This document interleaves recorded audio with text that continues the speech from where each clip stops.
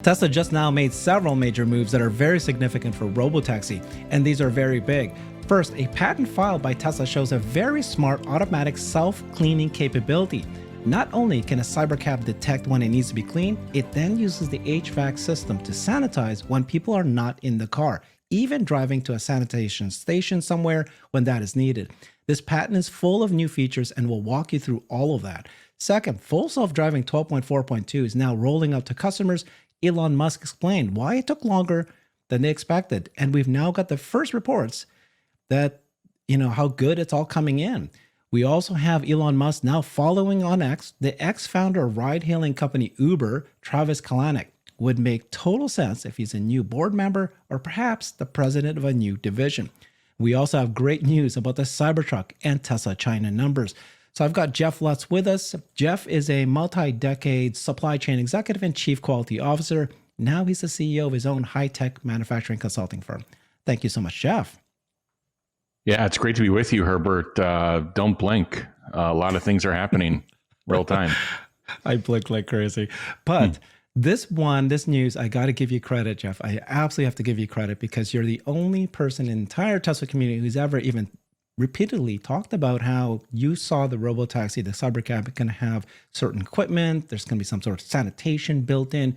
And we've got the patent now, and it's amazing. This patent is just crazy, full of information. So first, let's talk about this news, which is finally 12.4.2 is out. And not only is this FSD out, it's now being rolled out to some normal Tesla owners. So the non-employees in North America, it is delayed. So we need to hear why Elon explained it, and then we'll walk you through that. So first, the news came out of, just the day before that it came out to employees first. Elon replied to that saying, sorry for the delay. This release had far fewer interventions, but suffered in driving smoothness. So part of the issue was too much training on interventions and not enough on normal driving. That's very interesting point of view there. It's like a doctor training too much on patients in the emergency room versus training on preventative care. And then he explained this, our next gen AI model after this has a lot of promise. So 5 times increase in parameter count, which is very difficult to achieve without upgrading the vehicle inference computer. Can you explain what he means by parameter count? Yeah, this is kind of, if you think of the dials on, in terms of resolution, this is basically bringing more resolution of the surrounding area and detail into what the inference computer is kind of crunching through, and then at the training side, basically, the question about is there an upgrade needed in the training computer is very interesting, because they've been doing all the training on hardware 3. So one of the obvious questions here, if you want to be a little bit constructive on the news, is, is hardware 3 going to be able to support it? And I think Tesla's trying to answer that question. Actually, now they don't know the answer, or they may know the answer, and they're trying to figure out workarounds. So that to me would be one critical question: as you increase the parameter count, as you increase the resolution, which is, this is more data. Can the current inference computer in the car, on the hardware 3 side, manage it? Hardware 4 looks to be, okay, and to be able to do this. And then as Elon has announced, AI 5 or hardware 5 is going to be, I think 10 times, at least 10 times more compute power. So this is getting real, and the ability for what the car can detect and react to. This is actually quite exciting information. It's really important, though, that I think hardware 3 and above are capable of supporting this. So I think that's a key question in the coming days. Okay. So Elon explained what he means by parameters as well. So thank you for doing that. So Cern Basher replied to that, and he said there's 2 takeaways from Elon's comments. Training AI is not so straightforward. There's some trial and error. Tesla's still figuring it out. AI doesn't learn in a linear way. There can be exponential jumps in its capabilities. We all could be surprised at the rapid progress of FSD. So he then explained a parameter is like a setting. That's what you just said, like that the AI adjusts to learn from data and make decisions. Each parameter holds a bit of information that the AI uses to understand patterns and generate outputs. The more parameters an AI model has, the more detailed and nuanced its understanding and outputs can be. The dials. Think of parameters as dials, and there you go, on a control panel. Each one's tweaked during the AI's training to help it get better at predicting, creating new data. Okay, so Elon replied saying, yeah, so long as the information compression efficiency is held reasonably constant, a higher parameter count is a representation of how well it understands the nuances of reality. So quickly, Jeff, does that mean that they're getting even more precise about figuring out the reality? That's why they're adding more parameters now, right? Yeah. Yeah. This is, this is another step forward. And ultimately what they're trying to do is they're trying to have the car act more natural and have less interventions.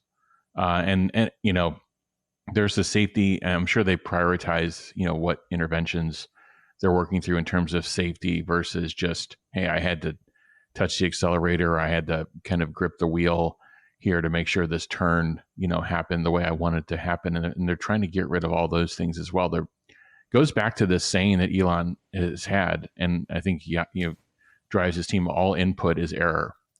And they're really trying to reduce and minimize all input that's given to the system. And sometimes, and like Stern said, sometimes this is nonlinear in terms of they could make a huge jump in capability, and sometimes it takes a little bit longer. So I don't think Elon needs to apologize per se for, sorry this took so long. But I also think knowing, like, in the Bay Area, there's a common thing with companies. They have this thing called OKRs, which are objectives and key results. I'm not saying this is what happened, but I'm sure there was a key OKR on the team of, like, you got to get the 12.4 series out in June, and they probably made it right under the wire. By the way, I don't think they were just shipping just because to make a deadline. I think they're getting the quality right, and they're solving these key problems, and they're learning along the way of, like, what is it like to get a new model, to train it? What's the bug curve like? What are the things you notice? What are the things you've got to adjust for? And you'd have to have a really sophisticated AI team to be able to deal with the things that Tesla are dealing with. Remember, these are multi-ton objects moving through the world. This is not a language model sitting on your desktop, on your computer, or on your smartphone. There's implications if things go wrong. Okay, let's keep moving. There's so much to hear. So how is FSD doing? 12.4.2 went out to regular customers. Zach was one of them. He said, first off, the frequent lane changing is 100% fixed. It didn't change lanes for no reason once. 0 disengagements from my house to Santa Monica supercharger. That's 15-minute drive.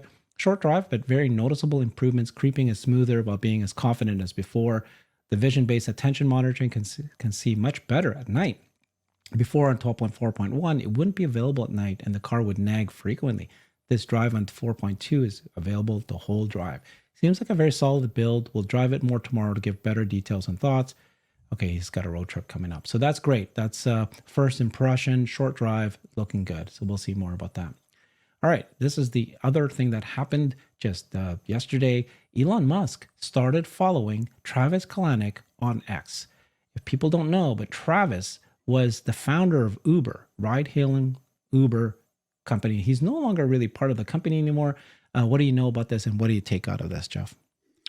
Well, I mean, if you've worked in the Bay Area, if you've worked in tech, I mean, Travis is one of those visionary founders.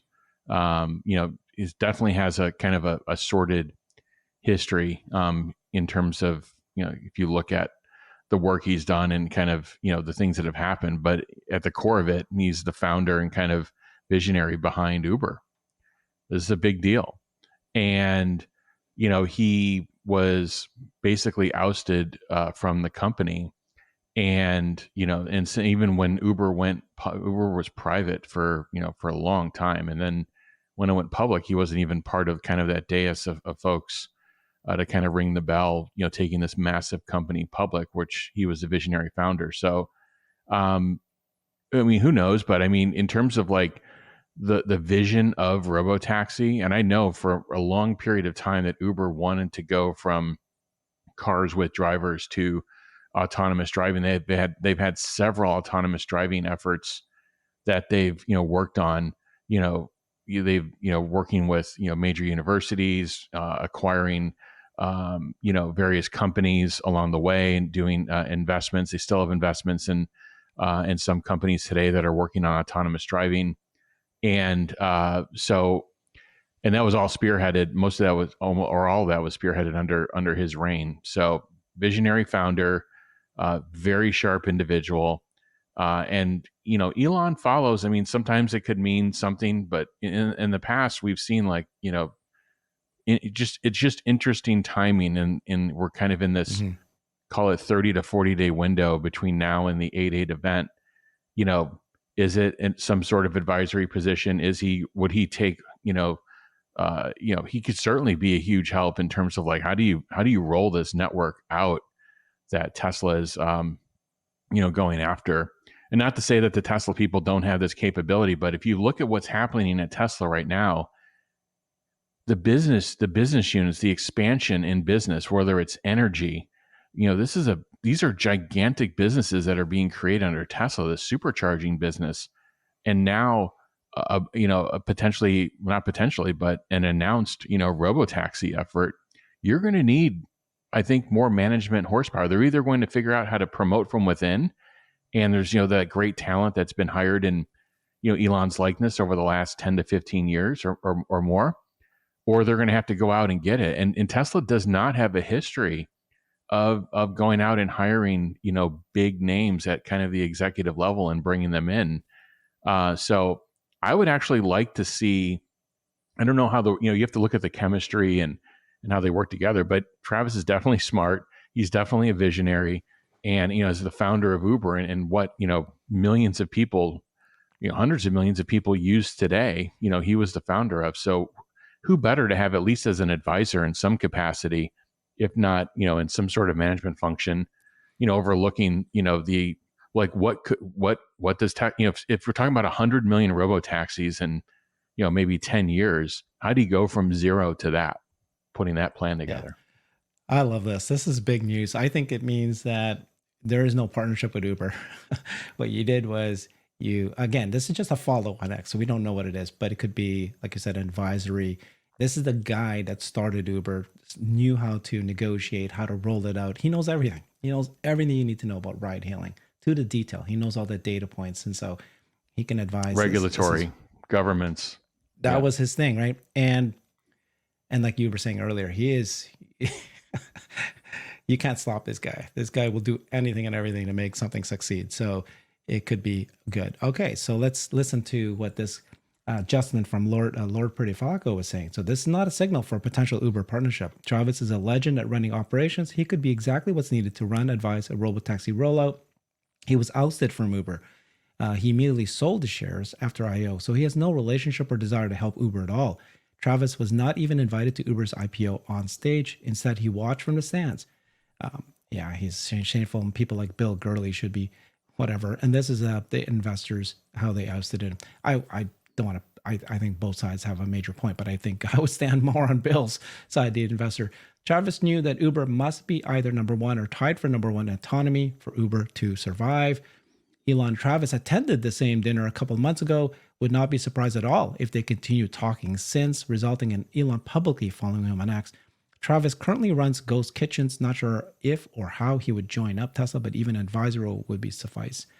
And then he said, here's some quotes from Travis himself back in 2016. So that's way too long ago. It starts with understanding that the world's going to go self-driving and autonomous.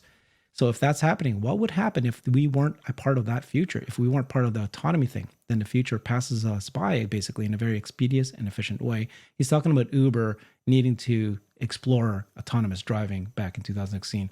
If we are not tied for first, then the person who's in first or the entity that's in first then rolls out a ride-sharing network that is far cheaper, far higher quality than Uber's, then Uber's no longer a thing.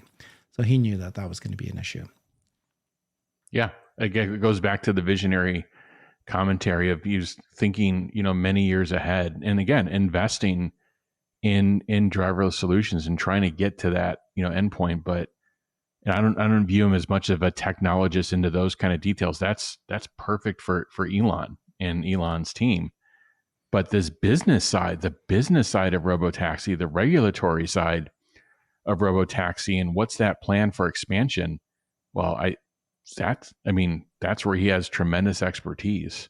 in terms of what he did at Uber. So I love Justin's comments. I think they're pretty spot on, and we'll have to watch and see how this plays out. But Okay. So I want to get to the patent. Let's do that at this point. This is a very big deal. Tesla filed a patent, and it is pretty comprehensive. They said Tesla's patent presents a system and method for automatically sanitizing enclosed spaces, particularly vehicle interiors that can be shared by multiple people. The core of the patent is able to detect the current environmental conditions of the enclosed space, generating a sanitation routine based on this, and executing it. The sanitation routine is designed to utilize various components within the vehicle. So it's got environmental detection, sensors, determines temperature, humidity, presence of pathogens. Wow. Customized sanitation routines, right? You're going to use the HVAC system, the UV lighting to do the sanitation, steam generators. Wow. Automated processes, executing sanitation processes when people are absent. It's automated. Adaptive, adjusting sanitation methods, considering external weather, vehicle usage, history. Jesus. So this patent discloses a vehicle sharing cycle, right? So the vehicle's use, and then if the system detects that there's needing to sanitize after it's parked, and then somebody else, another passenger uses it, then it'll re-sanitize it again, and then it might need to move to a sanitation spot for more thorough sanitation if necessary. This is pretty complete. Here are the inventors. Controlling environmental conditions in enclosed spaces. That's a pretty broad statement. You told me that sounds very similar to what they might actually be doing in the factory. So they're taking that and they put it in. But here's the patent. It's pretty impressive. I love this show because it shows you that, let's say I'm an owner of a car, and then I send off my car for Robotaxi services. So it picks up a customer, it drops off the customer, picks up a customer, drop off the customer. It might go to a sanitation spot to be sanitized, and then owners, they'll come back to you at your workplace. So this answers the question of why would people send their car off? At least helps them out. What's your thoughts on this patent? I love it. This is an engineering problem that Tesla is solving. It's also a business problem. One of the if you were to study some of the things like these electric scooters that were, blanketing all the cities, 5 years ago, one of the things where the business case for those failed were the collection and cleaning and charging of those scooters. And basically people were running around and manually gathering them in their hands, throwing them in the back of a truck, bringing them to some location, and then plugging them into outlets, and power strips to charge these things. And the math never worked. And they're upside down. And that's why a lot of these companies basically went belly up. And then if you look at even the current attempts at robo-taxis today, and even on small scale, there isn't an autonomous solution for sanitation and cleaning. And again, these are kind of two different things, but they're kind of together.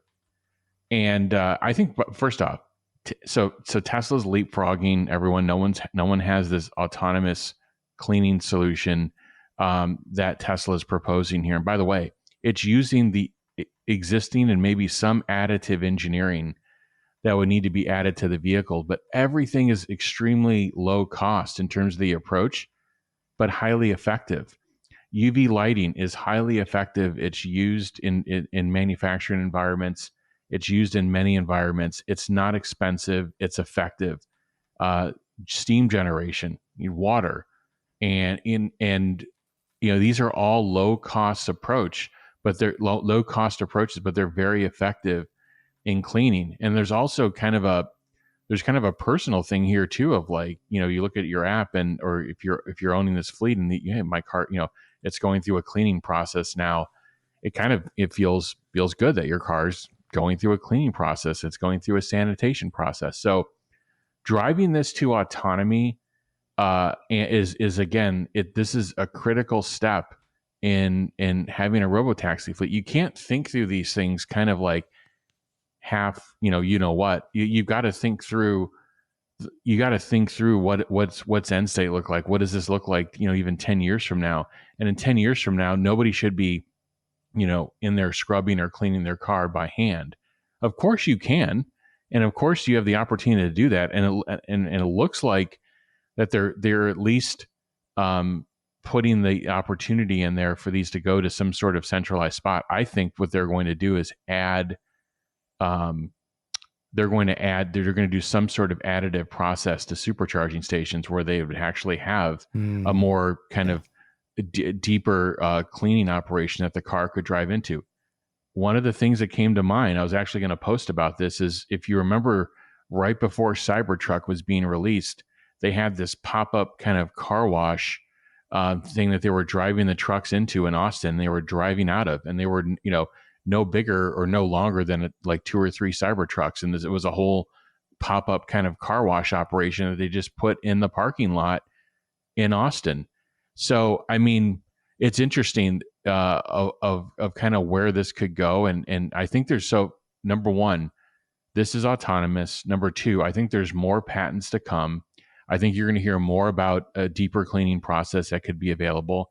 I also think you're going to hear about a little bit more about the material side, because there's materials that you could pick for the interior of the vehicle that would make them less impervious to dirt kind of, getting in, and make them easier for the steam operation, or easier for UV, or easier for these particles to be removed. The other thing is Tesla's going to, you've got air flowing throughout the cabin, and Tesla can have sensors in there. These are similar sensors that are used in factories. We from a quality perspective, we would go into factories and try to understand, hey, this is supposed to be a clean environment. There were classes of clean rooms and classes of factory environments, and they would class them at different levels based on the active particle count in the air and what kind of particles are kind of floating through the air. And there's simple sensors for this that could measure this and understand, as the air is flowing through the cabin, what's the cleanliness of the cabin. So there's a lot more here than meets the eye. I love it. It's an engineering problem.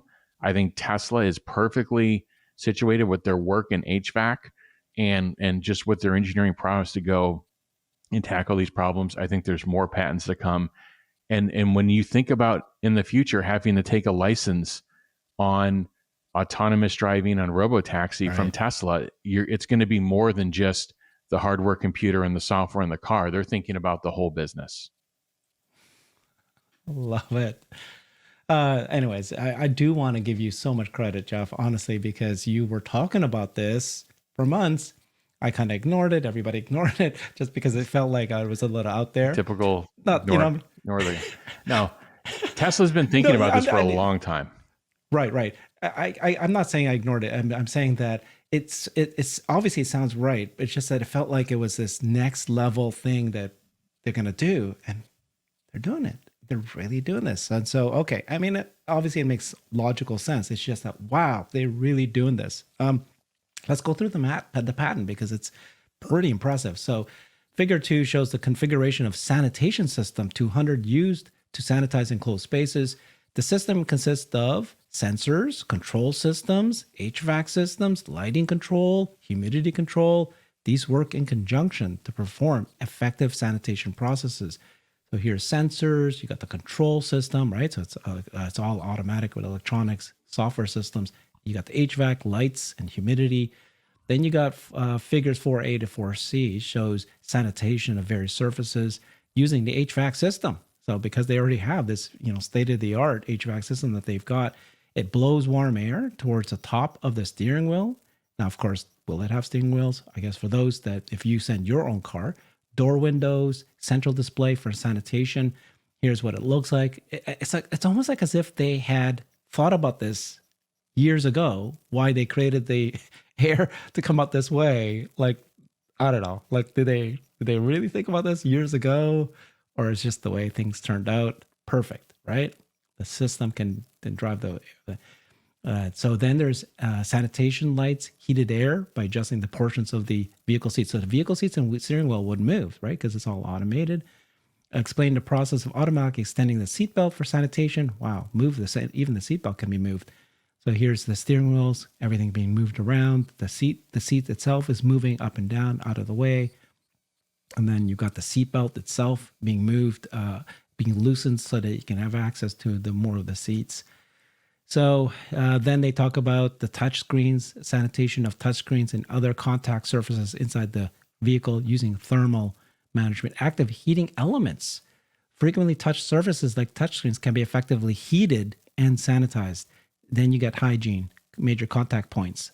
So even the screens can be automated. You'd think that Apple's iPhone should be doing this by this point. Sanitation, instant sanitation of the phones. But here they've got it. Heat transfer. Man, this is like a lot of thought went into this. And then even using the sun to increase exposure to sunlight. This can enhance the sanitation using natural light, a method of central display at various angles to reflect sanitization light to various surface. So they can even reflect it. Just move the car around. This is using the sun. Yeah. Just have optical sensors to move the car around to have, the maximum sun exposure inside of the vehicle. And all these things are playing together. The full glass roof, and I'm sure. To answer your previous question, I think a lot of decisions Tesla's made over the years are for an autonomous future, and whether it's cost structure related or whether it's things like having this excellence in HVAC and putting engineering. Which other auto companies have you heard making major investments in HVAC and in HVAC engineering versus just buying it from some central supplier and importing it in? And now you're seeing a lot of other EV companies are adopting Tesla's, not the exact because they've got patents around it, but heat pump technology for HVAC. I think Rivian's rolling that in now in the new release of their vehicles. So, Tesla's been making these decisions and thinking through an autonomous future. And that, by the way, that was one of the reasons of going to a yoke, is like starting this deletion of the steering wheel. And they have been making these decisions for a while. This is fun. This is using robots. So this figures 10A to C show that the vehicle can cooperate with external service robots to sanitize both the interior and exterior of the vehicle.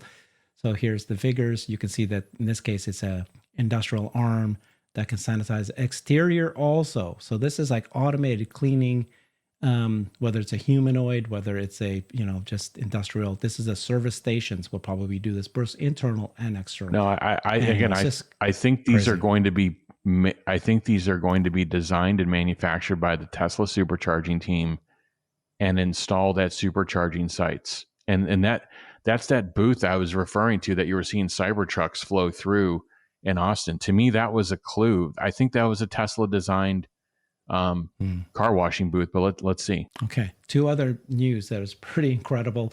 So there was news about the Cybertruck. Apparently Tesla has quietly changed the verbiage in Foundation Series Cybertruck order invites. They've added the sentence, due to continued high demand, we expect to deliver only the Foundation Series through late 2024. That's what you bought, right, Jeff? It's about 120 grand or something like that. So here's the new statement that people are finding out in this Cybertruck. Says here, Tesla suggests Cybertruck Foundation Series will be delivered through late 2024. Jeff, does that mean that it's just so successful? They got so much demand that why move to the lower priced version of Cybertruck? Maybe. Yet? I mean, you'd like to take them at face value. And I love my Cybertruck. I think it's incredible. I think only Tesla could have designed and both manufactured this vehicle. It takes a company that kind of steps outside of the comfort zone and both in design and in manufacturing to be able to do this. It's unlike anything.